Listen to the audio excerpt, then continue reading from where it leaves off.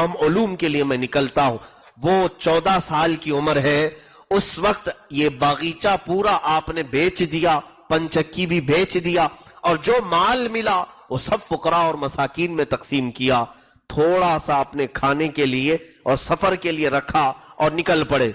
कुछ लोगों से पूछा उलमा का मरकज कहाँ है, अख्ताब औलिया कहाँ रहते हैं। कुछ लोगों ने बगदाद का नाम लिया, कुछ लोगों ने समरकंद कहा, कुछ लोगों ने बुखारा कहा, कुछ लोगों ने नेशापुर कहा। ये बड़े बड़े, जाहिर सी बात है अगर आज हमसे आप पूछेंगे कहाँ इल्म का मरकज है तो हम भी 2-3 चीजें बता दे या कोई और बता दे। गरीब नवाज को जब औलिया कामिलीन के मरकज के बारे में ये तमाम शहरों का एड्रेस बताया गया, आप निकल पड़े। आपने इरादा किया सबसे पहले मैं बगदाद चलता हूं। बगदाद के सफर पर निकले। कैसे? उसी संजर से जब निकले तो कुछ भी नहीं था, घर भी नहीं, कोई चीज नहीं। रास्ते में सफर के दौरान आपको मैं हैरत अंगेज बात बता दूं, गरीब नवाजी कहते किसे है, आप बीच रास्ते में पहुंचे तो एक ऐसा वीराना था, बहुत दूर तक जंगल और बयाबान, जहां हू का आलम तारी है, कोई भी नजर नहीं आता। 2 लोगों को देखा गुदड़ी में बैठे हुए हैं, लेकिन थे वो डाकू। वहां भेस बदल करके बैठते थे, रोज आने जाने वालों को रो धो करके या किसी तरह डाका डाल करके माल हासिल करते थे। उस वक्त जब सरकार गरीब नवाज का गुजर उस रास्ते से हो रहा था तो वो दोनों एक दरख्त के नीचे बैठे। उनके करीब आने से पहले खुद गरीब नवाज उनके पास गए, पूछा इस बयाबान में आप 2 लोगों का तन्हा रात में बैठना क्या माने रखता है? उन्होंने कहा हम दर हकीकत अजनबी हैं, परेशान हाल है, हमारे पास कुछ भी नहीं है, अगर आपके पास कुछ खाने की चीज है तो दे दे। अपनी झोली में सरकार गरीब नवाज के जो जो कुछ खाने का रखा था सब उठा के उनके सामने रखा। वो दोनों रहजन डाकू खाते रहे। जब खाना मुकम्मल हो गया तो पूछा कि कुछ माल भी है तो दे दे। गरीब नवाज अपनी पूंजी में से जो था निकाल करके सबसे पहले ये कहते हैं माफ करना, मेरे पास जितना है मैं दे रहा हूं, शायद आपकी जरूरत पूरी इससे ना हो तो मेरे बारे में बुरा गुमान मत करना कि आपकी जरूरत मैंने पूरी नहीं की।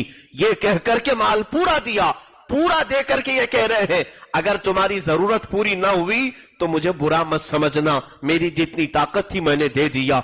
झोली पूरी झटक दी उनके सामने। वो दोनों रहजन डाकुओं ने ये पूरा माल लिया और पूछा आप कहां जा रहे हैं? गरीब नवाज ने फरमाया बगदाद का सफर है, वहां से नेशापुर है। गरीब नवाज की ये बात सुनकर वो दोनों कहने लगे ए अजनबी मुसाफिर, तुम्हें मालूम है बगदाद यहां से कितना लंबा सफर है? कहा हाँ मालूम है, 1 महीने की मसाफत है, 1 महीने का सफर है पैदल, और उसके आगे नेशापुर उतना ही आगे है। गरीब नवाज से उन दोनों ने कहा 1 महीने का सफर है, आपकी झोली में न खाना बाकी रहा न माल बाकी रहा, आप कैसे आगे का सफर तय करेंगे? गरीब नवाज ने पलट करके कहा इस बयाबान और वीराने में तुम जैसों को मौला मुझसे माल पहुंचा सकता है तो मेरे सफर में भी वही इंतजाम करेगा।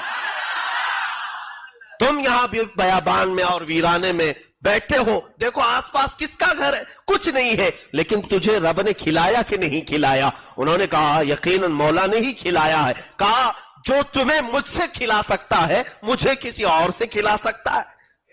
उसके बाद वो दोनों की आंखों से ऐसे आंसू जारी हुए, दोनों ने तौबा की, कदम पकड़ लिया और कहा माफ करें, हम ना अजनबी हैं ना मुसाफिर हैं, हमने धोखा दिया है आपको, हम डाकू हैं, माल लूटते हैं जो भी यहां से गुजरता है, कभी उससे मीठी चपड़ी बातें करके और कभी जोर जबरदस्ती। सरकार गरीब नवाज ने फरमाया बस तुम्हारे दिल में अब रब की मोहब्बत आ गई है, तौबा करो और जाओ, ये जो माल मैंने दिया इसी से अपनी जिंदगी पूरी बिता लो। उन दोनों ने कहा नहीं हुजूर, आप जा रहे सफर में, ये माल रख ले।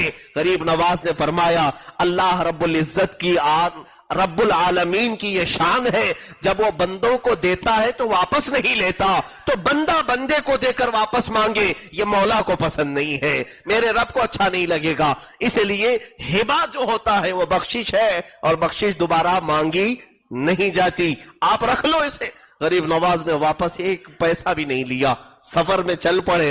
बीच रास्ता, रात का आधा पहर गुजरा भी नहीं था कि एक खातून उस रास्ते पर अचानक वारिद हुई और कहने लगी ए मोइनुद्दीन हसन, आप मुसाफिर हैं इल्म दीन के, آپ مسافر ہیں راہ خدا کے، کیا ہی اچھا ہو کہ آپ میرے گھر میں آج ایک دن مہمان نوازی کو قبول کر لیں۔ غریب نواز نے اس بوڑھی عورت کے گھر مہمان نوازی کو قبول کیا، کھانا کھائے، رات گزاری، صبح اٹھ کر کے چلے۔ وہ دونوں جو رہزن ہیں وہ غریب نواز کے مرید بھی ہیں، خلیفہ بھی ہیں۔ وہ کہتے ہیں ہم نے غریب نواز کو رات ایک بوڑھی عورت کے یہاں قیام کرتے دیکھا، صبح جب وہ واپس وہاں سے چل پڑے، ہم نے تھوڑی دور غریب نواز کو رخصت کیا، واپس آ کر کے دیکھا تو نہ بوڑھی ہے نہ گھر ہے، کوئی مکان نہیں۔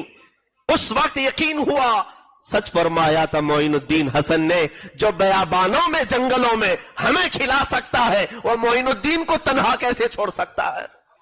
سرکار غریب نواز رضی اللہ تعالیٰ عنہ کا یہ اعلیٰ توکل، کچھ نہ ہو کر سفر پر چلنا۔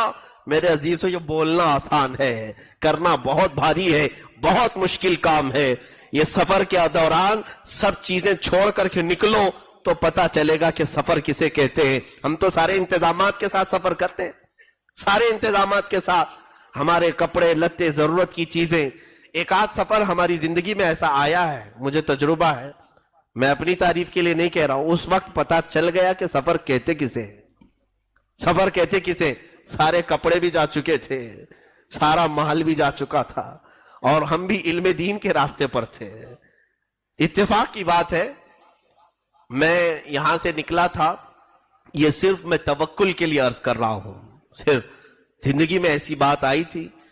میرا ارادہ جب ہوا تحقیق فی الفقہ، فقہ کی تعلیم حاصل کرنے کے لیے بریلی معلیٰ ہمارے مرشد گرامی کی بارگاہ میں جانے کے لیے، میں دبئی سے تراویح پڑھا کر کے آیا تھا، اور اس وقت ابھی ہماری تعلیم کا سلسلہ جاری بھی تھا، میں بھی تعلیم کمپلیٹ ختم نہیں کیا تھا، جاری بھی تھا، لیکن بیچ میں جو رمضان آتا تو تراویح پڑھاتے، اور اچھے عمدہ کپڑے وہ ایک پہلے سے چلا ہے، سارے کپڑے جمع کر کے ایک بڑے سوٹکیس میں رکھے، اور پھر میری لکھی ہوئی کچھ کتابیں بھی تھیں جو میں نے عربی سے اردو میں ٹرانسلیٹ کیا تھا، اور کافی اچھی خاصی رقم بھی تھی، اور یہ سب چیزیں لے کر کے جب میں پہنچا تھا تو رات کا وقت تھا، اسٹیشن پر مجھے یاد ہے 4 بجے کے قریب ٹرین پہنچی تھی۔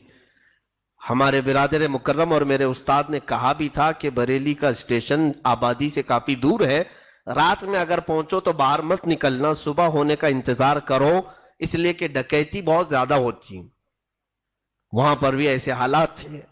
تو اسی انتظام، ٹھنڈیوں کے دن تھے، اسٹیشن پر پلیٹ فارم پر بیٹھا رہا، اور پورا سوٹ کے ساری چیزیں میری ساتھ میں تھیں، ٹھنڈی بہت زیادہ لگ رہی تھی، 4 بجے روشنی نہیں آتی، ایک چادر نکالا اور اوڑھ کر کے بیٹھا ایک کٹے پر، اترنے والے سارے مسافر چلے گئے، ہم اکیلے بیٹھے رہے۔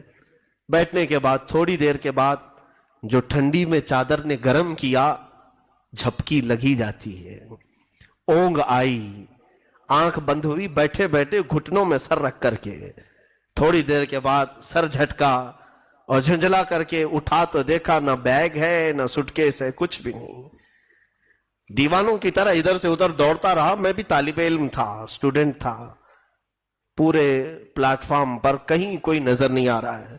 پولیس سے جا کر کے کہا، جو بیٹھے تھے ڈیوٹی پر ان کو ہم سے زیادہ اونگ لگی ہوئی تھی، ہلا کر کے جب اٹھایا تو دل نے یہی کہا کہ مجھ سے زیادہ تو یہ سو رہے ہیں، میرا بیگ یہ کیا دیکھیں گے۔ ویسے بھی انہوں نے مایوس کن جواب دیا اور واپس پلٹ آئے۔ دل کھٹا ہو گیا تھا، یہ تو ابتدا ہے، یہاں آنے میں سارا لٹ گیا۔ اب میرے خیال سے یہ اچھا شگون نہیں ہے، لوگ تو یہی سوچتے ہیں، پہلی راستے پر اگر کچھ ہو جائے تو سوچتے شاید اچھا راستہ نہیں ہوگا۔ اس وقت خیالات عجیب عجیب طرح کے آنے لگے۔ اب یہ سفر میں ہے، کوئی جانکار پہچان کا نہیں تھا، ایسی نوبت تھی کہ اسٹیشن سے مزار اعلیٰ حضرت پر جانے کے لیے اب جو کچھ بھی رقم تھی وہ ایک آٹو کو دینے کے برابر کی تھی، رکشے والے کو دینے کے برابر۔ خیر، ہم نے یہ سوچا کہ واپسی کا ارادہ کرتے ہیں، یہ ہمارے لیے شاید شہر راس نہیں آئے گا، واپسی کا ارادہ کر رہے تھے۔ کہ وہاں سے واپس آ جاتے ہیں, دوسری جگہ دیکھ لیں گے, تعلیم بعد میں, سارا تو لٹ گیا, پورے کپڑے, پورا مال, میری لکھی ہوئی کتابیں, کئی طرح کی الگ خوشبوئیں, سب چلی گئی تھی. دل میں قلق ہوتا ہے. واپسی کا ارادہ کیا تو اسی وقت دل میں یہ خیال آیا, اتنی دور اتنے مقدس شہر میں آئے ہیں تو اعلیٰ حضرت کی بارگاہ میں زیارت تو کم سے کم کر لوں, فاتحہ پڑھ لوں اور اس کے بعد واپس چلا جاؤں. اب پڑھنا نہیں تھا. زیارت کے لیے صبح کی گھڑی تھی, اذان ہو چکی اور غالباً نماز ہوئی تھی. میں فجر کی نماز مسجد میں پڑھا اور مزار پاک پہ حاضری کے لیے گیا تو ایک قاری صاحب خوش الہان اچھی آواز کے وہاں گنگنا رہے تھے. اکثر ایسا ہوتا ہے مزار اعلیٰ حضرت پر اعلیٰ حضرت کی نعتیں پڑھی جاتی رہتی صبح شام. میں جس وقت حاضری کے لیے گیا تھا قاری صاحب نعت پڑھ رہے تھے, سونا جنگل رات اندھیری چھائی بدلی کالی ہے, سونے والوں جاگتے رہیو چوروں کی رکھوالی ہے, سونا پاس ہے سونا بن ہے سونا زہر ہے, اٹھ پیارے تو کہتا ہے میٹھی نیند ہے تیری متھی نرالی ہے.